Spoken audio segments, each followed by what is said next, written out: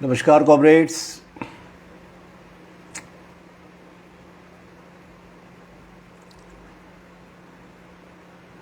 हम लोग थोड़ी सी देर में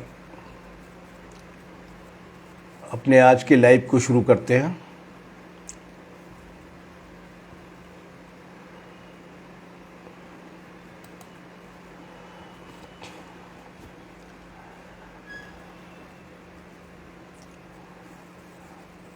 जैसा कि साथियों को बताया गया है कि आज के लाइव का विषय राष्ट्रीय स्वयंसेवक संघ और आज़ादी के आंदोलन में उसकी भूमिका और उसके बाद उसके जो कारनामे हैं उनके बारे में चर्चा करने के लिए हो रही है। सतबीर जी ज़रा इशारा कर दीजिए कि आवाज़ आ रही है कि नहीं आ रही, तो उसके बाद फिर अपन इसको शुरू कर सकते हैं विधिवत।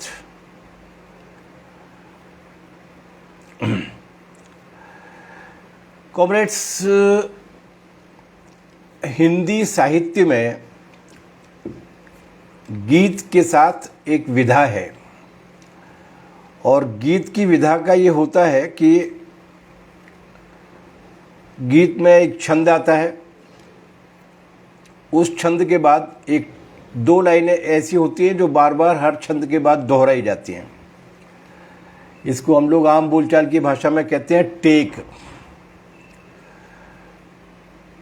चार पंक्तियां एक छंद की रहेंगी, फिर उसके बाद दो पंक्तियां उसकी रहेंगी टेक की, जो बार बार दोहराई जाती हैं, उसके कंटिन्यूएशन में होती हैं। गज़ल में भी इसी तरीके का इस्तेमाल होता है, जिसे रदीफ और काफ़िये के रूप में कहा जाता है। उसी तरीके का रदीफ या काफ़िया, काफ़िया तो नहीं लेकिन रदीफ आप मान लें, या जिस तरीके से गीत में टेक होता है उस तरीके का टेक आप मान लें।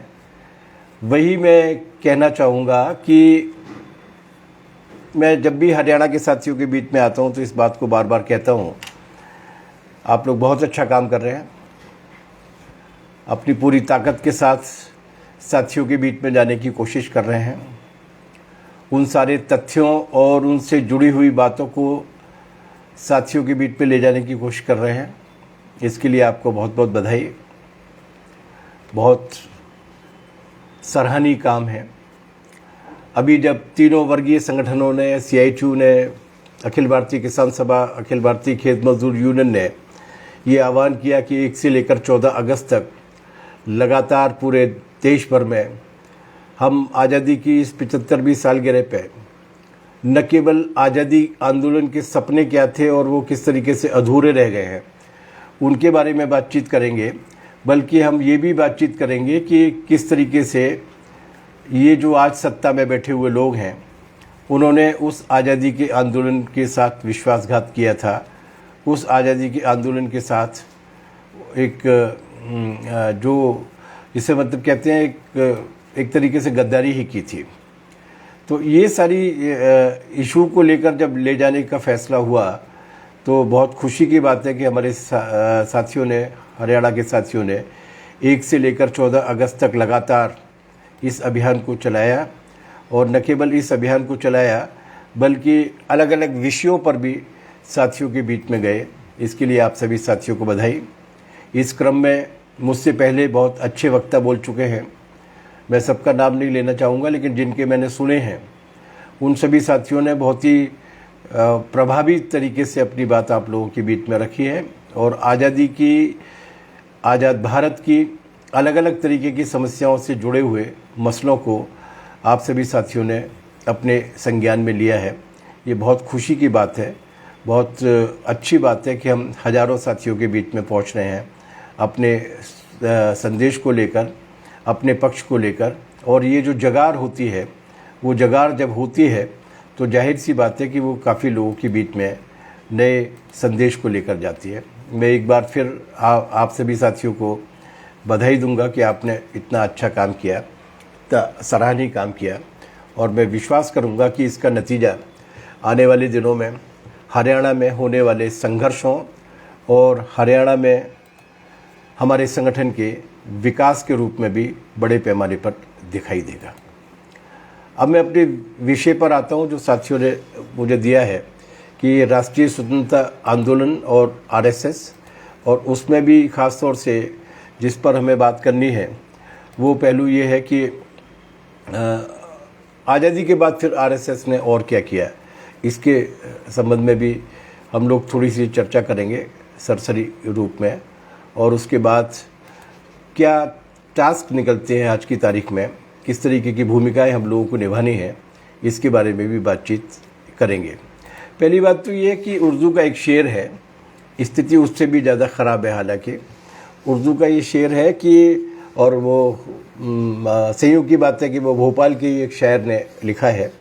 वो शेर ये है कि इनकलाबे गर्दिशे दौरां तो देखिए, मंजिल उन्हें मिली जो शरीके सफ़र न थे।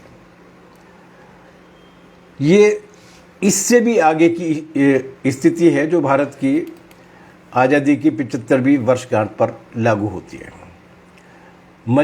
आज मंजिल पर भारत की विडंबना ये है कि इस वक्त जो 75वीं वर्षगांठ का तमाशा इस देश में जो लोग कर रहे हैं, वो उस महान स्वतंत्रता संग्राम में, जो वैसे तो काफ़ी लंबे समय तक चला, लेकिन कम से कम 1857 से लेकर 1947 तक के ये 90 वर्ष ऐसे थे जिन 90 वर्षों में बहुत सुनियोजित तरीके से चला, बहुत ज़्यादा कुर्बानियाँ उसमें हुई, हजारों लाखों की संख्या में लोग उसमें जेल गए और न जाने कितने लोगों ने अपनी जान इसमें दी, न जाने कितने नौजवान फांसी के तख्ते पर झूले, न जाने कितने लोगों ने गोलियां खाईं। इस पूरे 90 वर्ष के कार्यकाल में जिस विचारधारा पर चलने वाले ये लोग हैं, उस विचारधारा को मानने वालों के पूर्वज और उस विचारधारा के संगठन के अस्तित्व में आने के बाद जो 1925 में आरएसएस आया, उसके बाद से इन लोगों ने जिस तरीके की भूमिका उस आंदोलन में निभाई, वो केवल उस आंदोलन में भाग नहीं लेने की नहीं थी। स्वतंत्रता संग्राम में तो इन्होंने भाग नहीं ही लिया, बल्कि उस पूरे आंदोलन के साथ विश्वासघात करने की भी थी, उसके साथ उसकी खिलाफत करने की भी थी। और आज वही लोग घर घर तिरंगा का अभियान चला रहे हैं। आज वही लोग उस स्वतंत्रता आंदोलन की उस महान विरासत में अपनी कलंकपूर्ण भूमिका को छुपाने के लिए ज़्यादा ही शोर मचा रहे हैं। हमारे बहुत सारे मित्र थे जो कॉलेज के ज़माने के थे, बाद में अलग अलग तरीके की नौकरियों में गए। उनमें से कुछ मित्र थे जो पुलिस में बड़े ऑफिसर्स बने, सीबीआई में गए, रॉ में गए। वो कभी कभार मिलते थे हम लोगों को, तो अक्सर हम उनसे, एक सामान्य नागरिक की जिज्ञासा होती है, वैसे भी अपन लोगों को हर चीज़ जानने के मामले में कुछ ज़्यादा ही बेचैनी होती है, तो हम उनसे पूछा करते थे कि यार तुम ये जो अंधे कत्ल होते हैं या ऐसी बड़ी बड़ी अपराध होते हैं जिसमें कोई सुराग नहीं मिलते, उनमें भी अपराधी तक कैसे पहुंच जाते हो?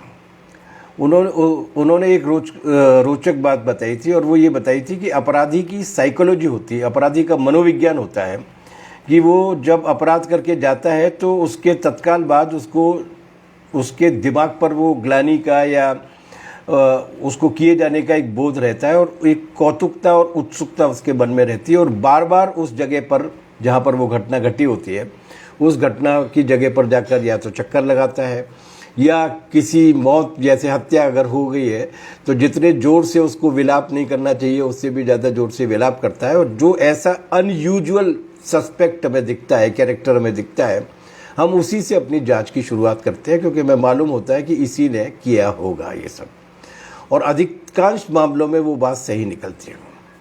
उसी तरीके से इस 75वीं वर्षगांठ को लेकर भी तिरंगे को घर घर ले जाने का आह्वान जो कर रहे हैं, और अपने आप को नकली तरीके से इस पूरे स्वतंत्रता संग्राम की महान परंपरा के साथ नत्थी करने का असफल प्रयास जो कर रहे हैं, दरअसल ये वही लोग हैं जिन्होंने इस देश में इस स्वतंत्रता आंदोलन के साथ विश्वासघात करने का काम किया था, जिन्होंने उस जमाने में अंग्रेजों की चाकरी करने का काम किया था।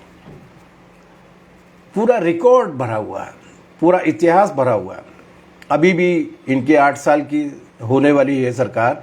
इस 8 साल की सरकार होने के बाद भी अभी भी दिल्ली में जो राष्ट्रीय अभिलेखागार है, नेशनल आर्काइव है, वो आर्काइव ऐसी तमाम सारे दस्तावेजों से भरा हुआ है जो अंग्रेज़ों की खुफिया एजेंसी ने या वाइसरॉयस ने या उनके अधिकारियों ने अपनी अपनी सरकारों को, ब्रिटेन की सरकारों को भेजे थे, और उस वक्त उन्होंने आरएसएस की भूमिका के बारे में और आरएसएस के अंग्रेज साम्राज्य को मजबूत करने के मामले में योगदान को लेकर जो सराहनात्मक टिप्पणियां की थी वो आज भी हमारे रिकॉर्ड में मौजूद है। इसलिए उनको देखा जा सकता है। लेकिन मैं कुछ ही उदाहरण आपके बीच में रखूंगा, फिर उसके बाद ये ऐसा क्यों हुआ, किन परिस्थितियों में ऐसा हुआ, और अब आगे आने वाले दिनों में हमें क्या करना चाहिए, इसके बारे में अपन लोग बातचीत करेंगे। सावरकर एक सिंबल है। आरएसएस के पास केवल सावरकर है, और सावरकर दुर्भाग्य से जब जब ये सावरकर का नाम लेते हैं तब तब ये सावरकर की फजीयत कराते हैं। जब जब ये सावरकर को वीर साबित करने और अपना पुरखा साबित करने की कोशिश करते हैं तब तब ये उनके वो 5 माफ़ीनामे निकल कर आते हैं, उनकी वो दरखास्त निकल कर आती हैं जो 50 साल की सज़ा होने के बाद अंग्रेज़ों की साम्राज्ञी रानी को और वाइसराय को, इन सारे लोगों को और वहाँ की होम सेक्रेटरी को चिट्ठियों में माफ़ी मांगने के बाद कि मैं अगर छूट जाऊँगा तो आपकी सेवा करूँगा, आपके चाकर की तरीके से काम करूँगा, इस तरीके के दस्तावेज निकल कर आते हैं। वो दस्तावेज भी निकल कर आता है कि जब उनको इन माफ़ीनामों के बाद अंग्रेज़ों की सेवा करने के लिए छोड़ दिया जाता है, रिहा कर दिया जाता है अंडमान निकोबार की जेल में, जिसमें 40-40 वर्षों तक लोग बाग जेल में रहे थे। वहाँ से जब इनको केवल 10 वर्ष की जेल यात्रा के बाद रिहा कर दिया जाता है और ये रत्नागिरी में रहने लगते हैं, महाराष्ट्र में, तो रत्नागिरी के अधिकारी को वो दरखास्त लिख कर देते हैं कि ये जो 60 रुपये महीने की पेंशन मुझे मिल रही है, वजीफ़ा मुझे जो मिल रहा है, मतलब एक तरीके से मुखबिरी भत्ता था वो, इस मुखबिरी भत्ता को बढ़ाया जाए क्योंकि मेरा खर्च इसमें चलता नहीं। जिस अधिकारी को उन्होंने दरखास्त दी थी उस अधिकारी ने विनम्रतापूर्वक उनसे ये कहा था कि इसकी सिफारिश मैं तो नहीं कर सकता क्योंकि मुझे जो वेतन मिलता है वो 60 रुपये से भी कम है। तो जिस ज़माने में मतलब अंग्रेज़ों के जिला स्तर के अधिकारियों में से जो इस तरीके के मामलों को देखते थे, जो सीनियर ऑफिसर्स हुआ करते थे, उनको भी 60 रुपये से कम वेतन मिला करता था। उस ज़माने में अंग्रेज़ों ने सावरकर को 60 रुपये भत्ता दिया था हर महीने का, जो उनको बहुत कम लगता था। लेकिन सावरकर एक पैटर्न है। 1925 में आधिकारिक रूप से गठन होने के बाद पूरा अपहीवल का दौर है, वो पूरे देश भर में एक मतलब उथल पुथल का दौर है। अंग्रेज उपनिवेशवाद के बाद अंग्रेजी राज के खिलाफ एक जबरदस्त आक्रोश का दौर है, विस्फोटों का दौर है। और उस पूरे विस्फोटों के दौर में एक भी आरएसएस का नेता ऐसा नहीं मिलता जो उस स्वतंत्रता आंदोलन के लिए फांसी चढ़ा हो, जिसने स्वतंत्रता आंदोलन के लिए जेल काटी हो, या जिसने उस स्वतंत्रता आंदोलन के पक्ष में किसी भी आह्वान को लागू करने के लिए अपने कार्यकर्ताओं को उतरने का निर्देश दिया हो। इसके उल्टे निर्देश जरूर मिलते हैं। आरएसएस के दस्तावेजों में ये बात मिलती है जिसमें उनके जो उस वक्त के जो सरसंघ चालक हुआ करते थे, हेडगेवार, डॉक्टर हेडगेवार, जो उनके संस्थापक भी हैं, वो ये कहा करते थे कि ये सब व्यर्थ की लड़ाई है, हमें अपने आप को, हिंदुओं को संगठित करना चाहिए और हमें एक बड़े उद्देश्य के लिए, चरित्र निर्माण के लिए और देश निर्माण के लिए और पता नहीं क्या क्या निर्माण के लिए काम करना चाहिए। इस तरीके के स्वतंत्रता आंदोलन में जाने से कोई फ़ायदा हमें होता नहीं, इस तरीके की कोई बात आवश्यक नहीं है। एक भी नेता जेल नहीं गया, एक भी नेता का नाम ऐसा नहीं है। इनके जो सबसे बड़े नेता इस वक्त जीवित हैं और हम चाहेंगे कि वो काफ़ी लंबे समय तक स्वस्थ रहें, जीवित रहें, धरा पर रहें। उस वक्त नौजवान थे, पाकिस्तान के हिस्से में रहा करते थे, कराची के पास, लाल कृष्ण आडवाणी जी। और वो ये वो समय था जब ये जिस कॉलेज में पढ़ा करते थे, उसी कॉलेज के स्कूल में पढ़ने वाला लड़का हेमू कालानी अंग्रेज़ों के खिलाफ शहीद हो रहा था, शहादत दे रहा था। लेकिन आडवाणी जी उस पूरे के पूरे आंदोलन में से गायब थे। वो केवल वहाँ पर हिंदू और मुसलमानों के बीच में सांप्रदायिक तनाव को भड़काने के काम में लगे हुए थे। उस पूरी लड़ाई के दौरान उन्होंने केवल अंग्रेज़ों की चाल की, और वो किस तरीके, और वो करना भी था क्योंकि दरअसल उनका निर्माण भी एक खास तरीके की विशेष एजेंडे को पूरा करने के लिए किया गया था, करवाया गया था या प्रोत्साहित किया गया था, जिसके बारे में अपन लोग इसमें बाद में बातचीत करेंगे। लेकिन और भी जघन्य काम उन्होंने जो किए, जैसे आज बहुत हमारे प्रधानमंत्री जी ने पिछली बार ये कहा था कि 14 अगस्त को पूरे देश भर में विभाजन विभीषिका दिवस मनाया जाना चाहिए। विभाजन के दौरान जो हिंसा हुई थी दोनों तरफ से हुई थी, दोनों तरफ के लोग मारे गए थे, दुर्भाग्यपूर्ण घटना थी। बड़ी संख्या में लोग बेदखल हुए थे। इतनी बड़ी संख्या में बेदखली और एक जगह से दूसरी जगह पर जाने का उदाहरण इससे पहले कहीं नहीं मिला था। उसकी विभीषिका के नाम पर वो एक बार फिर से उस सांप्रदायिक उन्माद को, तनाव को भड़काने की कोशिश करना चाहते थे जो 1947 के उस दुर्भाग्यपूर्ण समय में बटा था। बहुत बुरी घटना थी भारत विभाजन। लेकिन भारत विभाजन का नारा किसने दिया था? हिंदू और मुसलमान के नाम पर जो सदियों से लोग एक साथ रह रहे थे, जो एक सदियों से विकसित संस्कृति इस देश में है, जिसके बारे में आज विषय नहीं है चर्चा का, लेकिन जिससे दुनिया भर से आई हुई अलग अलग सभ्यताओं, अलग अलग कबीलों, अलग अलग भाषाओं, अलग अलग रहन सहन की जीवन शैली के लोगों ने मिलकर यहाँ पर विकसित किया है, जो संस्कृति और साझी सभ्यता थी, उसको तोड़ने का नारा कौन लेकर आया था? मोहम्मद अली जिन्ना ने पाकिस्तान बनाने की मांग बहुत बाद में की है, 1941 में। उसके पहले 1937-38 में और 39 में हिंदू महासभा के अध्यक्ष के रूप में सबसे पहले ये मांग की थी विनायक दामोदर सावरकर ने। और उससे भी पहले 1928 में हिंदुत्व नाम की किताब जो उन्होंने लिखी थी, जिसके दर्शन के आधार पर आरएसएस और भारतीय जनता पार्टी की सरकार चलने का दावा करती है, उस हिंदुत्व नाम की किताब में उन्होंने ये नारा दिया था कि इस देश में केवल इस तरीके के लोग रह सकते हैं, बाकी के लोगों के लिए अलग देश होना चाहिए। तो इनकी न केवल इन्होंने आज़ादी के आंदोलन का विरोध किया, न केवल ये आज़ादी के आंदोलन में तमाशबीन भी नहीं बने, दर्शक भी नहीं बने, बल्कि इन्होंने आज़ादी के आंदोलन के दौरान ही पूरा देश की जनता, हिंदू, मुसलमान, सिख, ईसाई, आदिवासी, दलित, सारे लोग मिलकर जब देश को मुक्त कराने के लिए लड़ रहे थे अंग्रेजों से, उस वक्त इन्होंने इस देश में धर्म के आधार पर 2 राष्ट्र बनाने का नारा दिया, जिसके सबसे पहले पहल, जैसा कि मैंने कहा, सावरकर ने की थी, जो इनके आइकन हैं, जो इनके आराध्य हैं, जो इनके गुरु हैं। केवल इतना ही नहीं, जब 15 अगस्त को देश आज़ाद हुआ, पूरा देश पर खुशी से उबल रहा था, उफन रही थी खुशियाँ। लाल किले से केवल बिस्मिल्लाह खान की शहनाई के साथ ही वो सभा शुरू नहीं हुई थी, जिसमें बाद में पंडित जवाहरलाल नेहरू ने इस देश के प्रधानमंत्री के नाते पहला भाषण दिया, बल्कि पूरे देश भर में जगह जगह पर जय स्तंभ बनाए जा रहे थे, जगह जगह पर सभाएं हो रही थी। उस दौरान राष्ट्रीय स्वयंसेवक संघ इस देश का एकमात्र ऐसा संगठन था जिसने आधिकारिक रूप से पूरे देश भर की अपनी कार्यकर्ताओं को, और जितनी भी शाखाएं उस जमाने में उनकी लगा करती थी, उनको ये निर्देश दिया था कि वो 15 अगस्त के दिन काले झंडे फहराएं। उन्होंने जो आज घर घर तिरंगा की यात्रा लेके जा रहे हैं, उन्होंने उस वक्त नारा दिया था कि पूरे देश भर में काले झंडे फहराए जाने चाहिए। ये दस्तावेजी सबूत है जो उनके अपने ही रिकॉर्ड में, अपनी आह्वानों में, अपनी ही पत्रिकाओं में है। आज वो तिरंगे झंडे की बात कर रहे हैं। 15 अगस्त को 1947 में आज़ादी के दिन वो काला झंडा फहरा रहे थे। उसकी वजह ये थी कि उन्होंने कभी तिरंगे को राष्ट्रीय झंडा माना ही नहीं। अभी की बात है, ये 26 जनवरी 2001 के दिन इनका जो नागपुर का मुख्यालय है, उस नागपुर के मुख्यालय में राष्ट्र प्रेमी युवा दल नाम का एक नागपुर के नौजवानों का संगठन है, उसके 3 सदस्य पहुंच गए और उन्होंने संघ के मुख्यालय में तिरंगा झंडा फहराने की कोशिश की, फहराया, क्योंकि आरएसएस के मुख्यालय में तिरंगा झंडा नहीं फहराया जाता था। उनको न केवल रोका गया, पीटीआई की रिपोर्ट है 14 अगस्त 2013 में, जिसमें अदालत की कार्रवाई का विवरण देते हुए ये कहा है, क्योंकि वो मुकदमा 13 वर्ष तक चला, उसमें ये कहा गया कि परिसर का जो प्रभारी था सुनील कथले नाम का, उसने पहले इन तीनों युवाओं को कैंपस में घुसने से रोका, आरएसएस के मुख्यालय में घुसने से रोका, और बाद में उन्हें तिरंगा फहराने से भी रोका, और उसके बाद पुलिस बुलाकर उनको गिरफ्तार करवा दिया। लेकिन इसको लेकर जब ज़्यादा छीछा-लेदर हुई तो उस मतलब ये है 26 जनवरी 2001 की बात।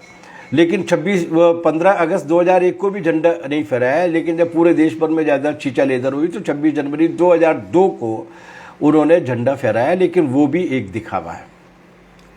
आज भी जब वो पूरे तरीके से इस तिरंगे झंडे को देश भर में ले जाने की कोशिश कर रहे हैं, उसका ड्रामा कर रहे हैं, तमाशा कर रहे हैं, उस वक्त भी ये उसको अपना ध्वज स्वीकार करने के लिए तैयार है। अभी मई के महीने की बात है, हमारे प्रधानमंत्री नरेंद्र मोदी जी जर्मनी के दौरे पर गए थे। वहाँ पे एक ब्रांडेनबर्ग गेट नाम की एक जगह है, वहाँ पर रहने वाले जो भाभा हैं, जिन्हें अंग्रेजी में लोग कहते हैं NRI, हम उनको हिंदी में कहते हैं भा, जो भारत से भागे भारतवासी हैं, जो अपनी कमाई के लिए, अपने स्वार्थ के लिए, अपने हित के लिए इस देश को छोड़कर चले गए और बाद में एक पैसा भी यहाँ पर लौटा कर नहीं आए।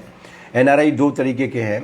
एक NRI वो है जो मेहनत मजदूरी करने के लिए जाते हैं, जो पंजाब से जाते हैं, जो हरियाणा से जाते हैं, जो केरल से जाते हैं, जो तमिलनाडु से जाते हैं। वो जितनी भी कमाई करते हैं अपने पूरे महीने भर की कमाई का 70% 65% तक अपने देश में भेजते हैं, अपने घर के लिए भेजते हैं। उनकी आमदनी जो है वो इस देश की विदेशी मुद्रा की आमदनी का एक बड़ा हिस्सा है। लेकिन ये जो परमानेंटली सेटल्ड हो गए हैं, ये वो लोग हैं जो समय समय पर देश को छोड़कर भागे हैं। ये वो लोग हैं जो अभी भी मोदी जी के कार्यकाल में बैंकों का हजारों करोड़ रुपया लेके भाग रहे हैं।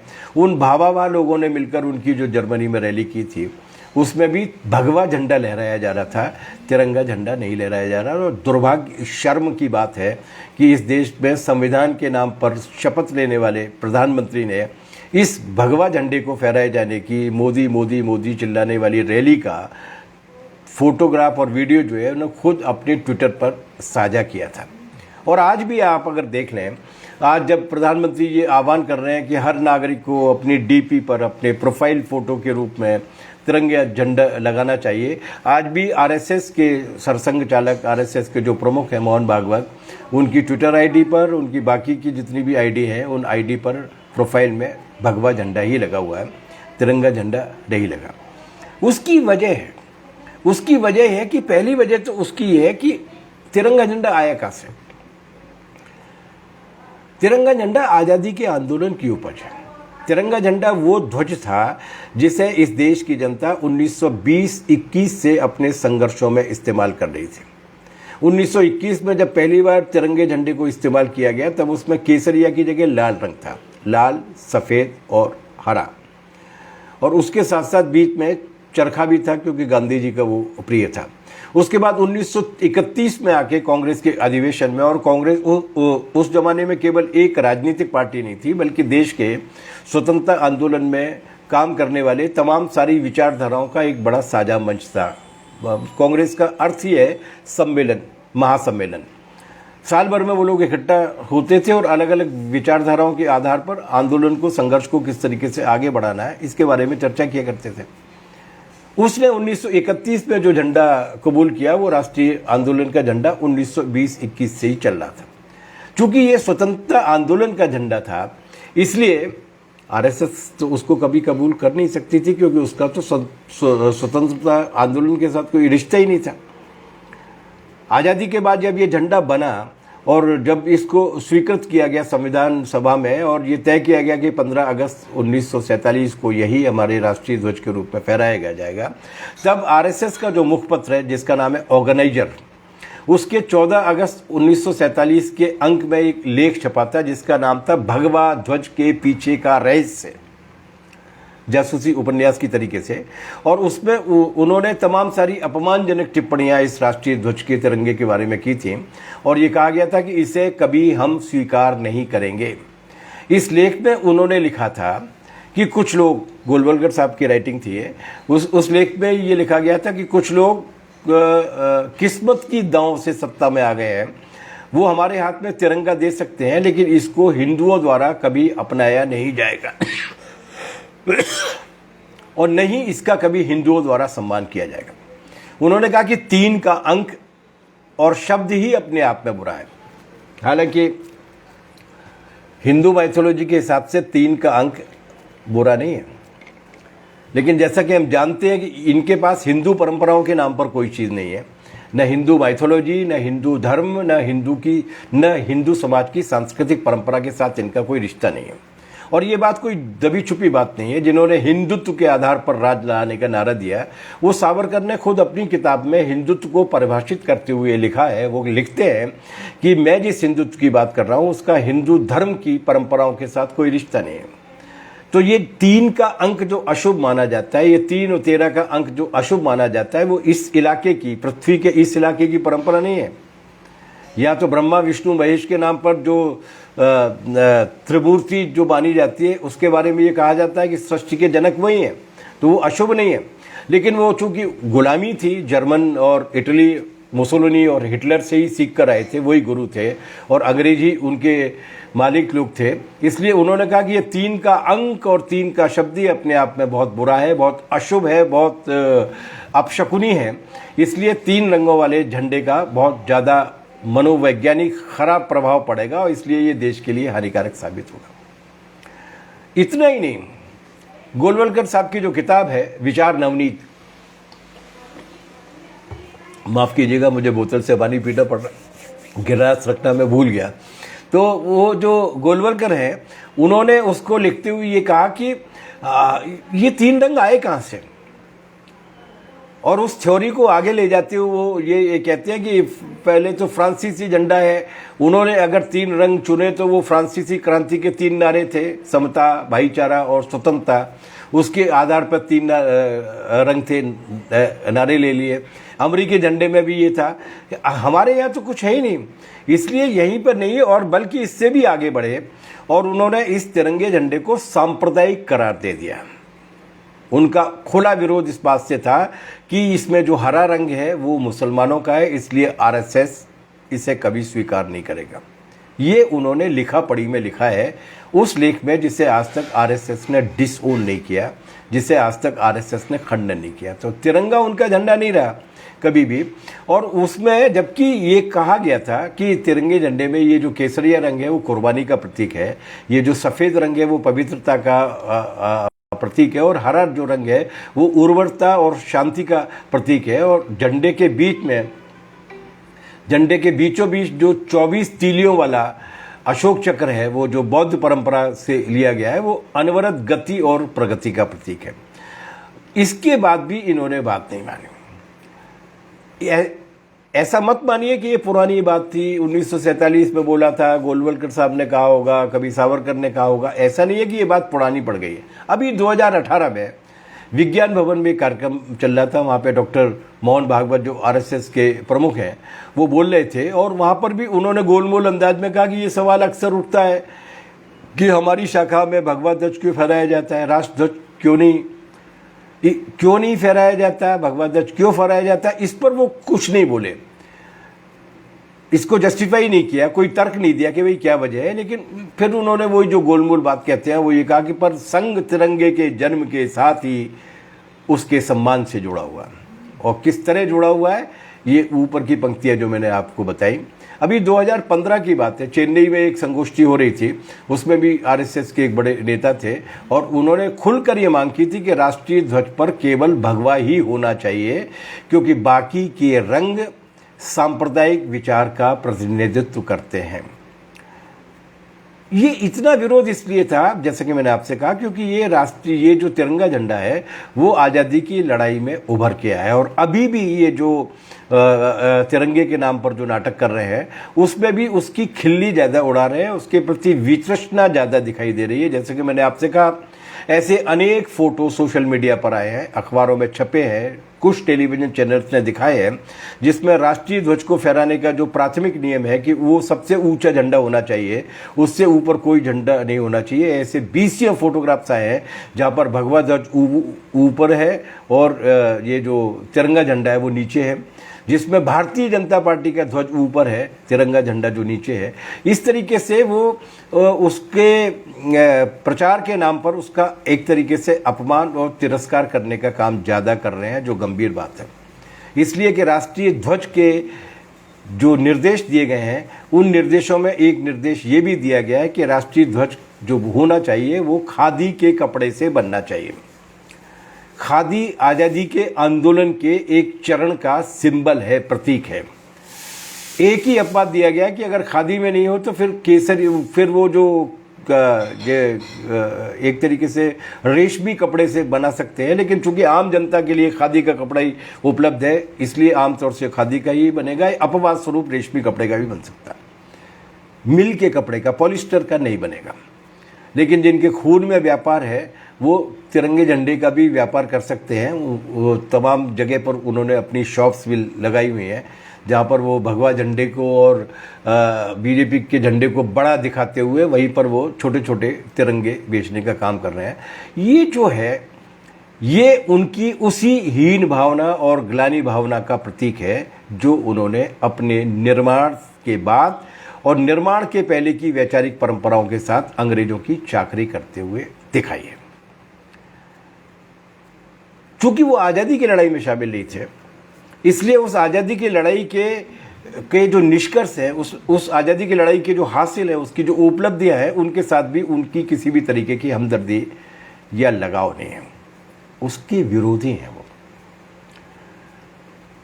जैसा कि कई बार कहा जा चुका है, यहाँ पर उस पर विस्तार से जाने की आवश्यकता नहीं है और समय भी नहीं है कि हमारी आज़ादी की लड़ाई केवल अंग्रेजों को बाहर भगाने की लड़ाई नहीं थी।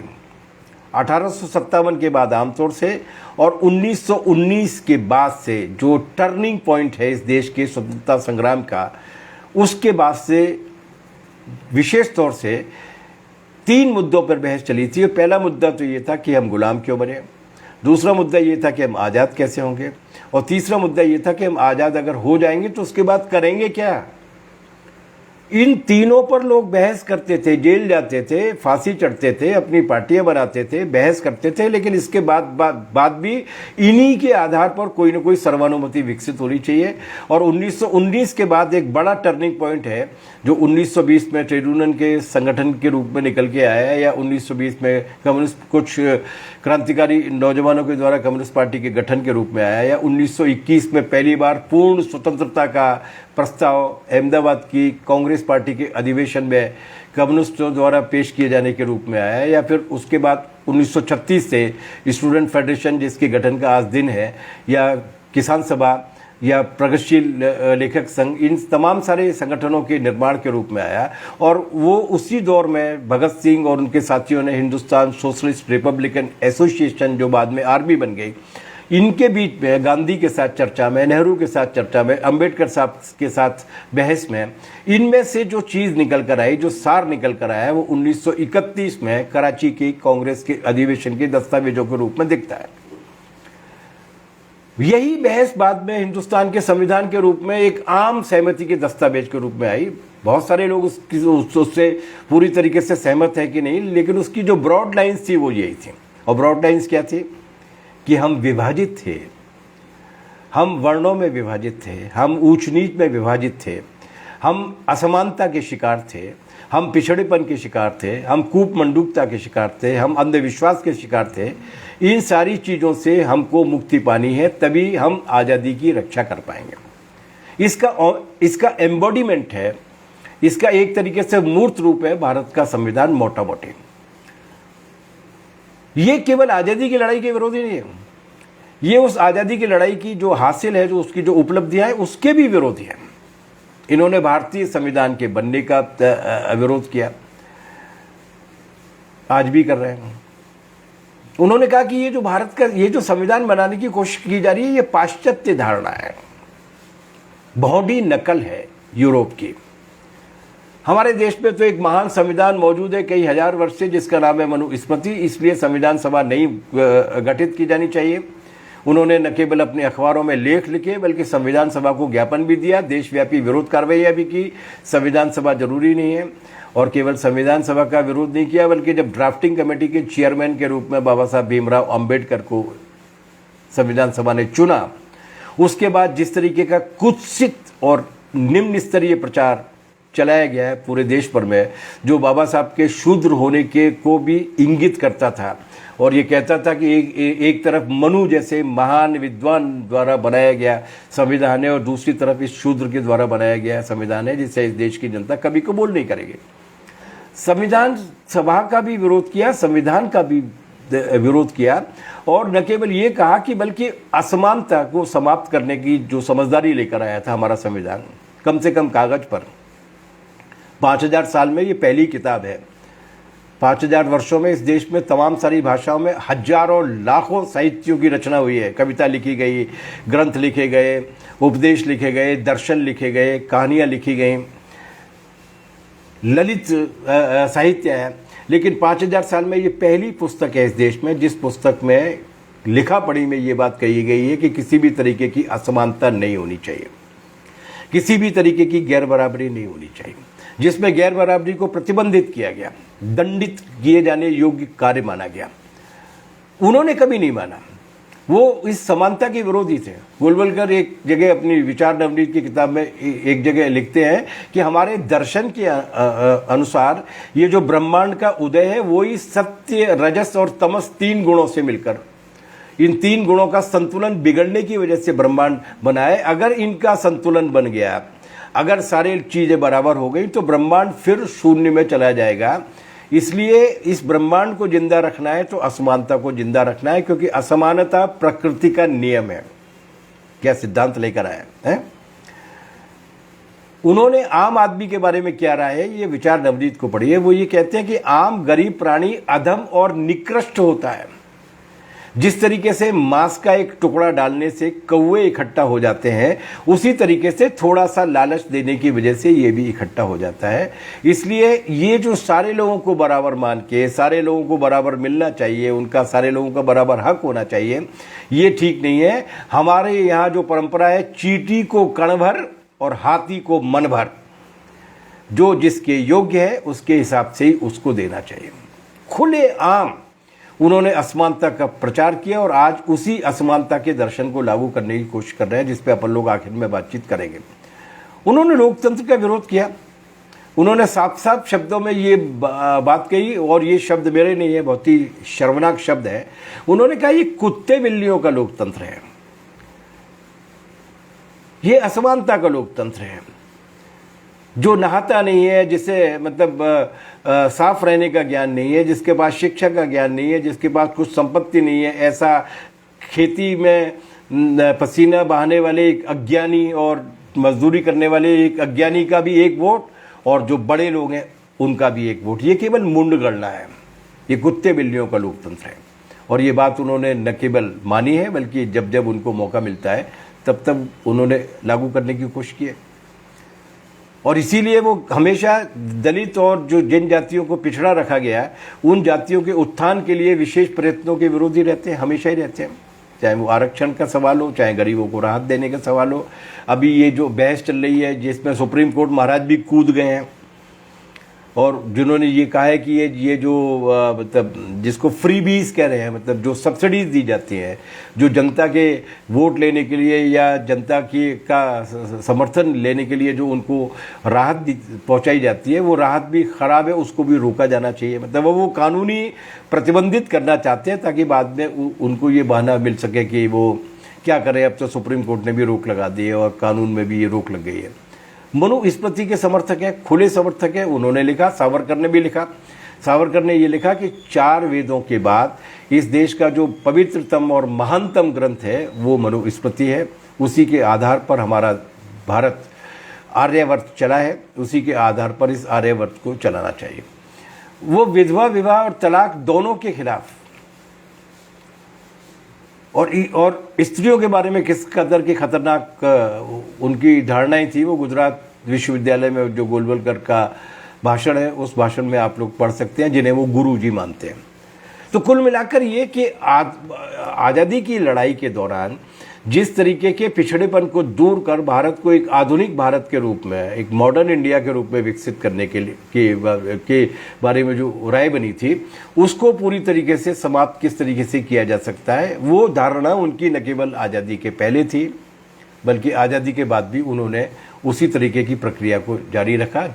जैसे आज भी वो विरोध करते हैं, उस वक्त भी विरोध किया कि संघीय ढांचे का मतलब ये जो अलग अलग राज्य है, अलग अलग भाषाओं के आधार पर मेरे वो राज्य हैं, इस तरीके का संघीय ढांचा नहीं होना चाहिए, बल्कि एक यूनिटरी स्टेट, एक एकजुट राष्ट्र होना चाहिए। उनका तो वो नारा ही है ना, एक राष्ट्र, एक भाषा, एक धर्म, एक संस्कृति, एक पहनावे पर भी वो आ ही जाएंगे। ये जो है, ये उसी परंपरा की निरंतरता है, जिस निरंतरता को जारी रखा है। और इसीलिए वो शिक्षा का भी विरोध करते हैं, क्योंकि उनकी हिसाब से, उनकी मान्यता के हिसाब से शिक्षा का जो प्रश्न है, वो शिक्षा केवल कुछ प्रिविलेज लोगों के पास होनी चाहिए। मार्क्स ने एक जगह पे बहुत रोचक टिप्पणी की है। मार्क्स ने कहा है कि भारत की मतलब खास बात यह है कि यहाँ पर जो सबसे बड़ा धर्म है, उस धर्म को व्याख्यायित करने वाले या उस धर्म को वर्णित करने वाले जितने भी ग्रंथ हैं, वो जिस भाषा में लिखे गए हैं उस भाषा को पढ़ने का अधिकार सबको नहीं है। जब भाषा को ही पढ़ने का अधिकार सबको नहीं है, तो और जो देव भाषा है केवल द्विज पढ़ सकते हैं उसको, तो जाहिर सी बात है कि बाकी की चीज़ों को पढ़ने का तो अधिकार क्या है। तो एकलव्य और शंबूक केवल कहानियाँ नहीं है, एकलव्य और शंबूक वो सबक हैं जिन सबकों को अगर ठीक तरीके से सीखा नहीं गया, तो जिस तरीके से कहा जाता है कि इतिहास अपने आप को दोहराता है, पहले कॉमेडी के रूप में, प्रहसन के रूप में, उसके बाद धोखाधड़ी के रूप में, वही हो रही है। आज़ादी की लड़ाई में मैं इनकी बहुत सारी कहानियाँ जो मैं आपके बीच में रख सकता हूँ, लेकिन मैं अभी केवल तीन उदाहरण आपके बीच में रखूँगा। एक तो ये कि जब भगत सिंह शहीद हुए, पूरे देश भर में उबाल था, देश नहीं पूरी दुनिया भर में। इंग्लैंड में भी प्रदर्शन हुए, अफ्रीका में भी प्रदर्शन हुए, अमेरिका के भी 2 शहरों में प्रदर्शन हुए, विरोध किया गया। आरएसएस क्या कर रहा था? उनकी शहादत के बाद आरएसएस के मुखपत्रों में लिखा गया, आरएसएस के नेताओं के बयानों में ये बात आई कि ये उत्साही लोग प्रचार लिप्सा के शिकार होकर, आत्म प्रचार के शिकार होकर इस तरीके की कार्रवाइयाँ कर रहे हैं, इससे इस देश के हिंदुओं को कोई लाभ होने वाला नहीं है। मतलब अंग्रेजों के बाद अगर दूसरी ताकत कोई उनसे डरी हुई थी या उनकी निंदा कर रही थी, तो वो यही भाई लोग थे। ये दस्तावेजी सबूत हैं कि सुभाष चंद्र बोस इनसे मिलने के लिए गए, हेडगेवार से, वहाँ पर नागपुर वो गए हुए थे।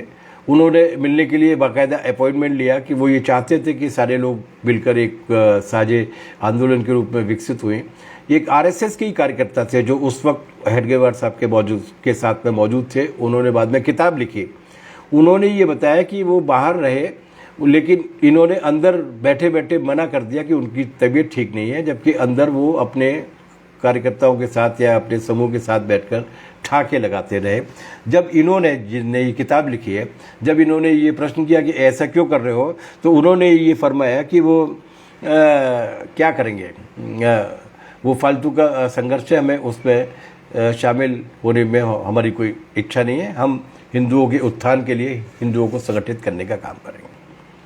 यशपाल की एक किताब है, यशपाल भगत सिंह के साथियों में से थे और बहुत अच्छे लेखक और साहित्यकार भी थे। उनकी एक किताब है सिंहावलोकन।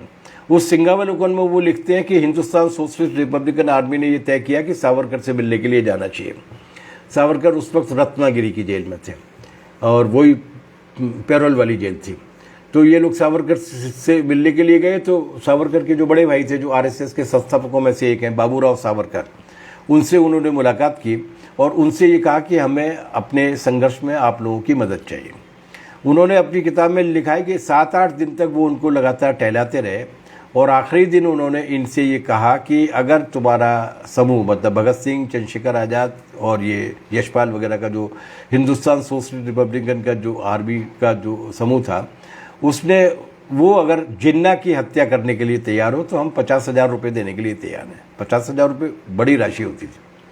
जाहिर सी बात है कि चंद्रशेखर आज़ाद ने तो काफ़ी मोटी गाली देते हुए कहा कि ये समझता क्या है हमें, लेकिन उसको क्रांतिकारियों ने ठुकरा दिया और क्रांतिकारियों ने कहा हम कोई सुपारी किलर नहीं है और चले आए वहाँ से। ये भी दस्तावेजी प्रमाण है कि उन्होंने उस आज़ादी के आंदोलन को विघटित करने के लिए स्वतंत्रता आंदोलन के नेताओं को मरवाने की साजिश या तो अंग्रेज़ों ने रची थी, जिसका भंडाफोड़ मेजर जयपाल सिंह ने किया था, जो पश्चिमी उत्तर प्रदेश में पैदा हुए थे और अंग्रेज़ों की सेना में थे, मेजर थे।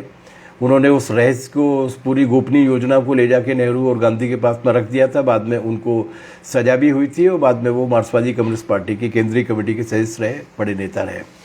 या फिर वो हत्या की योजना इनकी थी ताकि ये मोहम्मद अली जिन्ना की हत्या के बाद पूरे देश भर में दंगे भड़क जाए और अंग्रेज़ों का काम हो जाए। ये उनका है, ये है उनका ट्रैक रिकॉर्ड। 1947 की आज़ादी के बाद भी एक रियासत ऐसी थी जिस रियासत ने भारत में शामिल होने से मना कर दिया था, जिसका नाम था जम्मू कश्मीर। उसका राजा नहीं चाहता था कि वो भारत में शामिल हो और उस राजा के साथ केवल एक राजनीतिक ताकत थी, नेशनल कॉन्फ्रेंस और कम्युनिस्ट और कांग्रेस पार्टी। तो उस वक्त जम्मू कश्मीर के विलीनीकरण का संघर्ष कर रही थी, लड़ रहे थे, सीमा पे भी लड़ रहे थे। लेकिन एक अकेले संगठन था आरएसएस जो प्रजा परिषद के नाम से काम करता था, वो राजा हरि सिंह के साथ था। तो इनकी क्या काबिलियत है ये इन सारी कहानियों के साथ आ जाता है। वो या तो मुखबिरी कर रहे थे, या अंग्रेज़ों की वकालत कर रहे थे, या फिर भारत के आज़ाद होने के बाद उसको अस्थिर करने की गंभीर कोशिश कर रहे थे। आज़ाद होने के 5वें महीने में ही 5 महीने पूरे होने के बाद ही इस देश के सबसे बड़े नेता की हत्या करने का मतलब क्या होता है। महात्मा गांधी की हत्या की, और किन लोगों ने की वो दस्तावेजों में है, प्रमाणित हो चुका है। और गोपाल गोडसे जो नाथूराम गोडसे के भाई थे, आज़ाद कारावास लौट कर आने के बाद उन्होंने जो किताब लिखी है उसमें वो साफ साफ कह चुके हैं कि आरएसएस झूठ बोलता है, नाथूराम गोडसे हमेशा आरएसएस के थे, आखिर तक आरएसएस के रहे। उस हत्या के जरिए पूरे देश को डिस्टेबलाइज करने की जो कोशिश की गई वो हम लोगों के सामने है। और न केवल इतना किया बल्कि पटेल ने और नेहरू ने बाद में लिखा भी है कि वो अफवाह फैला दी गई पूरे देश भर में कि गांधी की हत्या किसी मुसलमान ने की है। उनकी इच्छा ये थी कि पूरे देश भर में सांप्रदायिक दंगे भड़क जाए, जिससे रोकने के लिए बाद में फिर खुद पंडित जवाहरलाल नेहरू को और सरदार पटेल को आकाशवाणी पर आकर ये घोषणा करनी पड़ी कि मारने वाले का नाम क्या है, और ये बताना पड़ा कि वो मुस्लिम नहीं है। तो उन्होंने आज़ादी के बाद भी इस तरीके की चीज़ों को छोड़ा नहीं। क्योंकि समय ज़्यादा हो रहा है, मैं बहुत लंबे समय तक आप लोगों को रखना नहीं चाहता। मैं केवल ये कहना चाहता हूँ, 2 बातों पर जोर देकर अपनी बात को बहुत ही संक्षेप में समेटने की कोशिश करूँगा। कि पहली बात तो ये कि ये एक ख़ास तरीके की परिस्थितियों में बने थे। जैसा कि मैंने आपसे कहा, 1919 के बाद एक टर्निंग पॉइंट आया। प्रथम विश्व युद्ध के ख़त्म होने के बाद पूरे दुनिया भर में, तीसरी दुनिया में और ख़ास तौर से भारत में ज़बरदस्त तेज़ी के साथ जन आंदोलन बढ़े। ये इसकी ख़ास विशेषता थी। हिंदू मुस्लिम्स की फौलादी एकता बनी, जिसके जो हम लोगों ने बाद में अहमदाबाद हड़ताल के रूप में, पंजाब में, उत्तर प्रदेश में, बिहार में, उड़ीसा में किसान आंदोलनों के रूप में देखी। साइमन कमीशन की रिपोर्ट ये कहती है कि 1920 के 6 महीने में 200 से ज़्यादा हड़तालें हुई, जिसमें 5 लाख से ज़्यादा मजदूरों ने भाग लिया। ये वो समय है जब मोपला विद्रोह हो रहा है, किसान आंदोलन हो रहा है, जमींदारी के खिलाफ उत्तर प्रदेश में आ रहे हैं किसान, आदिवासी विद्रोह हो रहे हैं, आंध्र प्रदेश में हो रहे हैं, राजपूताने में भील विद्रोह हो रहा है। 1921 में जो हड़ताल है वो 396 हो गई, भाग लेने वाले मजदूरों की संख्या 6 लाख हो गई। किसान आंदोलन की ताकत भी बढ़ी। इस इलाके में, जिस इलाके में आप लोग हैं, वहाँ पर अकाली आंदोलन, जो उस वक्त उपनिवेशवाद के खिलाफ भी एक बड़ा आंदोलन था, वो आंदोलन गांव-गांव तक पहुँच गया। 1921 में अहिंसक सत्याग्रह की शुरुआत हो गई। छात्रों और शिक्षकों के इस्तीफे हो गए। जो अंग्रेज नहीं चाहते थे कि भारतीय ठीक तरीके से पढ़ें, उनके समानांतर देश की जनता ने 137 से ज़्यादा राष्ट्रीय शिक्षा संस्थानों की स्थापना कर ली। इतना जोश पैदा हो गया था कि गांधी जी को उम्मीद थी कि 31 दिसंबर 1921 तक स्वराज आ जाएगा। उसी अधिवेशन 1921 में ही कम्युनिस्टों ने आज़ादी का, पूर्ण स्वतंत्रता का प्रस्ताव पेश किया। इसी के साथ ये वो समय है जब ज्योतिबा फुले ने जो पार्टी बनाई थी, सत्यशोधक समाज, उसकी नेतृत्व में भी जबरदस्त आंदोलन शुरू हुए। और वो आंदोलन एक दलितों के जनतांत्रिक अधिकारों के, मानवाधिकारों के आंदोलन के रूप में भी हुए। और कुल मिलाकर ये कि रॉलेट एक्ट के खिलाफ आंदोलन, असहयोग आंदोलन और खिलाफत से बनी हुई एकता से मुस्लिम लीग और हिंदू महासभा नाम के संगठन पूरी तरीके से अप्रासंगिक हो गए थे। इस दौर में मुस्लिम लीग और हिंदू महासभा, इन दोनों को शह दी गई। और साइमन कमीशन रिपोर्ट लिखता है कि उस शह देने के नतीजे के रूप में ये हुआ कि चौरी चौरा कांड के बाद जो थोड़ी सी हताशा फैली थी, उसका फ़ायदा उठाकर देश में सांप्रदायिक दंगों की एक लहर छेड़ दी गई, जिसके लिए इन दोनों को अंग्रेज सरकार ने पूरी तरीके से मदद की।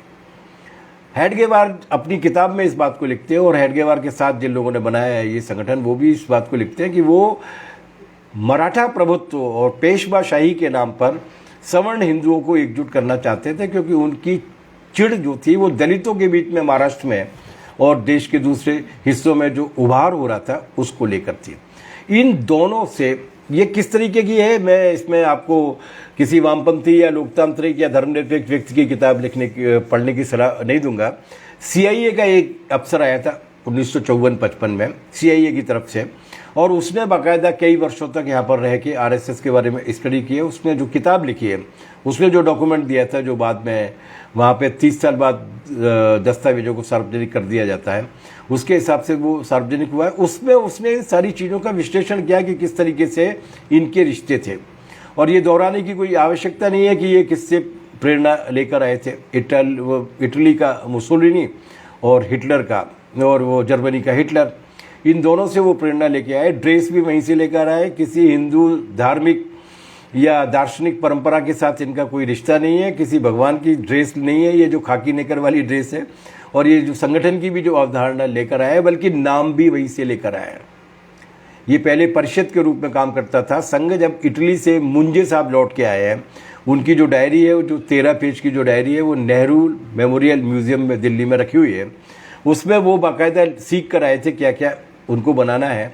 फासिस्ट का अर्थ जो है, इटली में जो इटालियन भाषा का जो फासिस्ट है, उसका हिंदी में जो समानार्थी शब्द है वो संघ होता है। तो परिषद को बाद में उन्होंने बदलकर संघ का नाम दे दिया। जो ड्रिल, जो ड्रेस, जो परिधान, जो संगठन, जो विचार, जो कार्यशैली, जो बर्बरता, जो निर्ममता, जो अमानुषिकता मुसोलिनी और हिटलर से सीख कर आए हैं, उनके पास और होगा भी क्या। और इसीलिए वो हिटलर के हिसाब से वो लोग चलते हैं। और आज़ादी के बाद भी अस्थिर करने की जो कोशिश की, वो भी की इसी में। वो तो महात्मा गांधी की हत्या के बाद जब प्रतिबंध लग गया, और उस प्रतिबंध को हटाने के लिए जब कांग्रेस के अंदर भी बहुत सारे हिंदू महासभाई थे, उन सब से के बाद आके जब सरदार पटेल के साथ बातचीत हुई है, उस बातचीत में जो शर्तें तय हुई हैं, उन शर्तों में 5 बातें तय हुई थी, 5-6 बातें। पहली तो ये था कि भारत के ध्वज और संविधान के प्रति वफादार रहेंगे, ये शपथ लेनी पड़ेगी, ली। हिंसा और गोपनीयता का तरीका बंद करेंगे और संघ का एक संविधान बनाएंगे, उसको सार्वजनिक करेंगे। 3, अपने संगठन में लोकतांत्रिक तरीके से चुनाव करेंगे। 4, देश की जो लोकतांत्रिक प्रणाली है उसमें विश्वास रखेंगे। और 5, राजनीतिक गतिविधियों से दूरी रखेंगे और सांस्कृतिक संगठन के रूप में काम करेंगे। उन्हीं शर्तों में से एक ये भी थी कि बच्चों को, 18 साल से कम उम्र के बच्चों को अपनी शाखाओं में लाकर उनके दिमाग को जहरीला नहीं करेंगे। प्रतिबंध हटवाना था, इन सारी शर्तों पर दस्तखत कर दिया। लेकिन इनमें से किसी भी शर्त को उन्होंने नहीं माना। और ठीक यही बात है कि जब उन्हें मंजिल उन्हें मिली जो शरीके सफ़र न थे, जब उन्हें मंजिल मिल गई तो वो क्या काम कर रहे हैं। 8 अप्रैल 1929 को दिल्ली की सेंट्रल असेंबली में भगत सिंह और बटुकेश्वर दत्त ने बम फेंका था। वो बम बहुत मशहूर है, लेकिन वो बम कब फेंका गया था, उसकी टाइमिंग क्या थी, उसको समझने की आवश्यकता। उस वक्त उस असेंबली में 2 बिल पेश किए जा रहे थे, 2 कानून पेश किए जा रहे थे। एक कानून था जो मजदूरों के लोकतांत्रिक और हड़ताल करने और यूनियन बनाने के अधिकार को छीनने वाला था। उसका नाम था ट्रेड डिस्प्यूट बिल। और दूसरा कानून था जिसको उन्होंने कहा था पब्लिक सेफ्टी एक्ट। उस पब्लिक सेफ्टी एक्ट के हिसाब से लोकतांत्रिक तरीके से जुलूस निकालना, पार्टी बनाना, आंदोलन करना, इन सब पर भी राष्ट्रीय सुरक्षा कानून, जैसे हमारे यहाँ NSA टाइप की चीज़, जो UAPA टाइप की जो चीज़ बनी है, वो था। उन दोनों को रोकने के लिए, उन दोनों के पेश किए जाने के वक्त बम फेंकने का फैसला हुआ। ये जब से सरकार में आए हैं, इन्होंने ठीक वही चीज़ें लागू की हैं जिनका भगत सिंह और बटुकेश्वर दत्त ने सेंट्रल असेंबली में बम फेंककर विरोध किया था। ये जो 4 लेबर कोड लाए गए हैं, ये 4 लेबर कोड अंग्रेजों से भी जो छीन लिए गए थे अधिकार, उन अधिकारों को भी वापस से मध्ययुगकालीन में पहुंचाने की कोशिश की जा रही है। और उसी तरीके से जनता के प्रतिरोध को, असहमतियों को भी ख़त्म करने की कोशिश की जा रही है। उसके कदमों को गिनाने की आवश्यकता नहीं है। तमाम सारे बुद्धिजीवी, तमाम सारे असहमत लोग जेलों में पड़े हुए हैं, कोई मुकदमा नहीं है, कोई आरोप नहीं है। 8-8, 10-10, 16-16 साल बाद लोग बाग झूठे मुकदमों से लौटकर आ रहे हैं। और इसीलिए इस जो है उसी प्रक्रिया को ये दोहराने की कोशिश कर रहे हैं।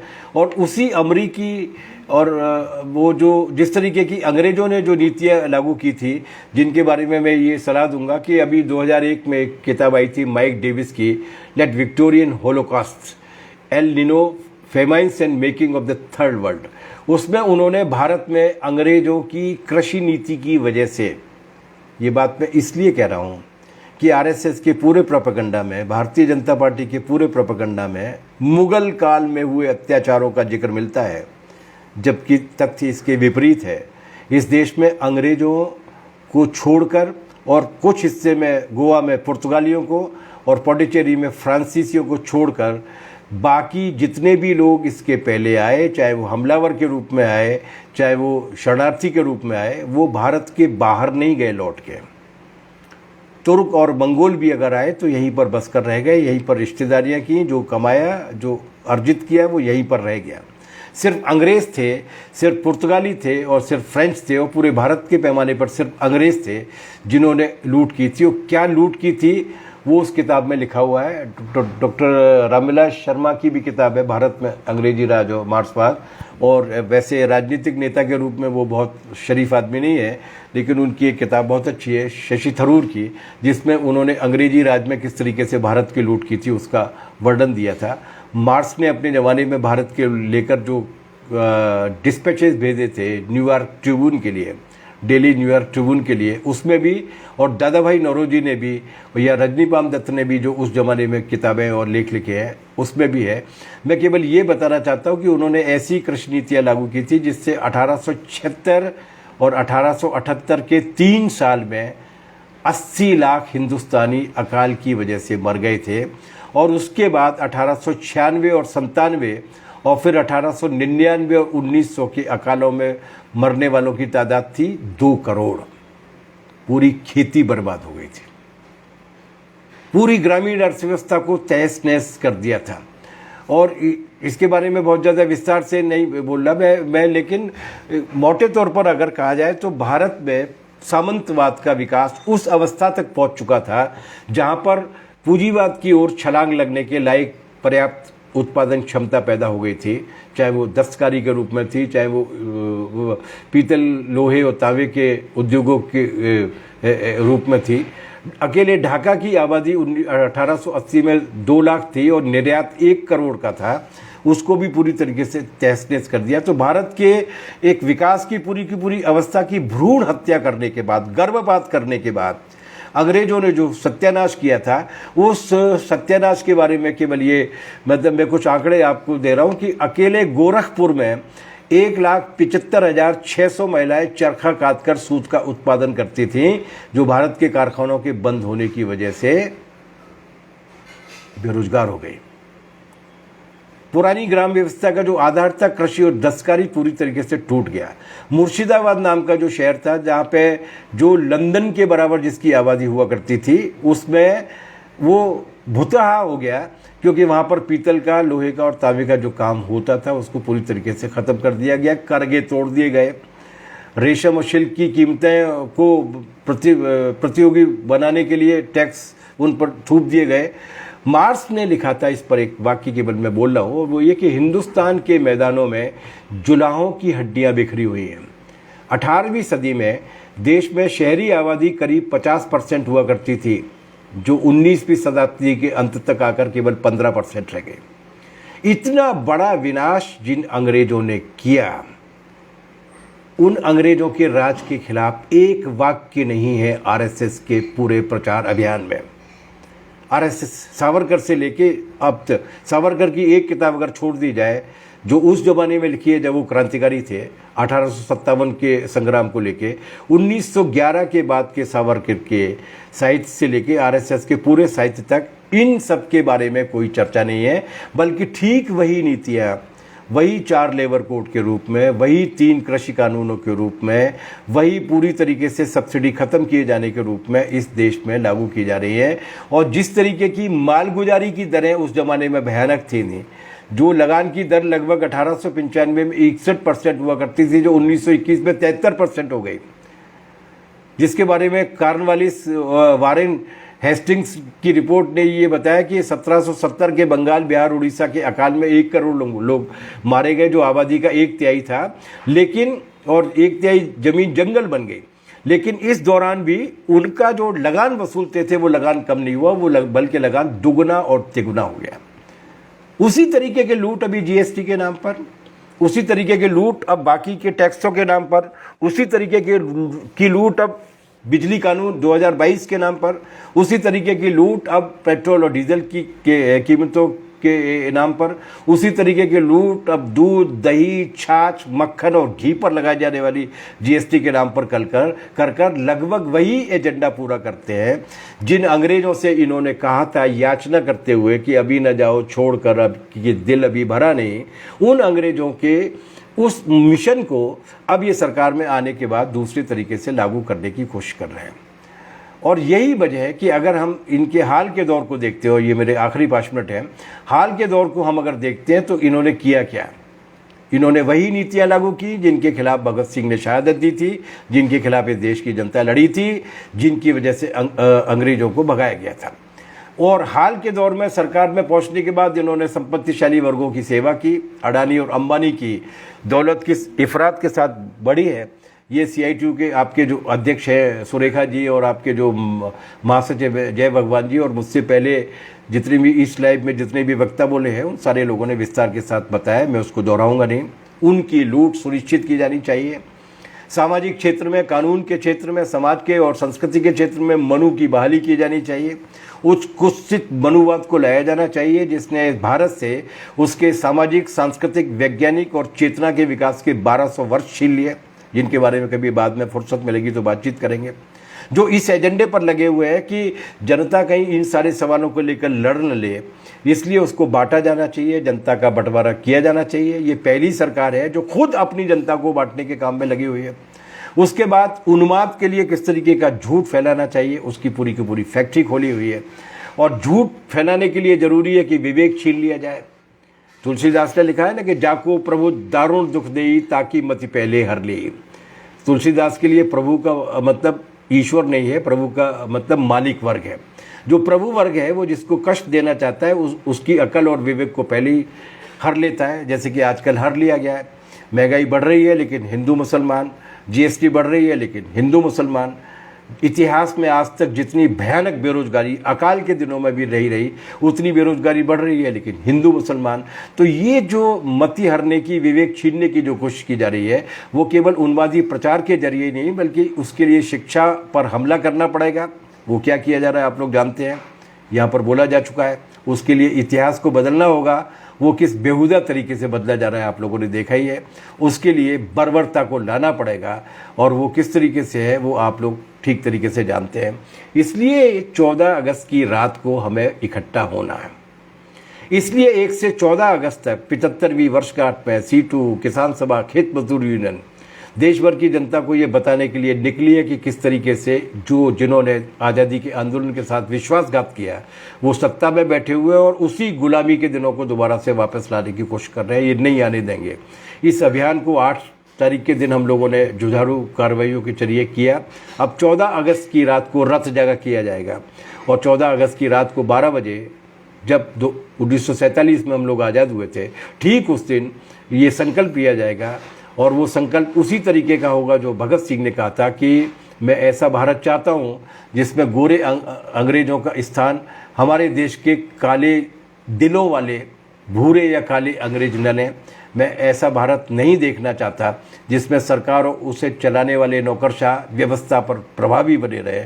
उन्होंने ये जो संकल्प दिया था उस संकल्प को दोहराते हुए हम ये 14 अगस्त को दोबारा इकट्ठा हो गए और अलग अलग शहरों, अलग अलग गाँव में 14 अगस्त की रात को 12 बजे ये संकल्प लेंगे कि हमारे पुरखे गोरों से निपटे थे और हम उनके असली वारिस इन चोरों के साथ भी निपटेंगे। इस लड़ाई को, इस आज़ादी को, इस स्वतंत्रता को जितना भी हासिल किया गया है संघर्ष के जरिए हासिल किया है और जितना भी बचाया जाएगा, जितना भी आगे बढ़ाया जाएगा संघर्ष के जरिए बढ़ाया जाएगा। मैं एक बार फिर हरियाणा के CITU के साथियों को लाल सलाम भेजता हूँ और जिन साथियों ने मेरी इस लाइव को सुना उनको बहुत बहुत धन्यवाद देता हूँ और ये विश्वास व्यक्त करता हूँ कि CITU के झंडे को लेकर, लाल झंडे को लेकर हम जिस मुहिम में आगे बढ़ रहे हैं वही न केवल हिंदुस्तान बल्कि पूरी दुनिया की मानवता को बचाने का एकमात्र रास्ता है। बहुत बहुत शुक्रिया साथियों, बहुत बहुत धन्यवाद। Thank you very much.